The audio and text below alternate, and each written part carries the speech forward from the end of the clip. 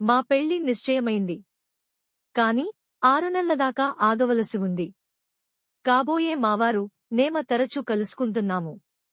ఒకరంటే ఒకరికెంతో ఇష్టం ఉంది. సెక్స్ చేయకుండా ఆగలేకపోతున్నాం. ఏకాంతంగా ఉన్నప్పుడు ఇద్దరం సెక్స్లో పాల్గొంటున్నాము.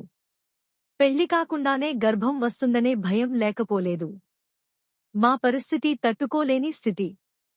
పెళ్లి కాకుండానే సెక్స్లోనో పాల్గొన్నప్పుడు కండోమ్ వాడాలని తెలుసు.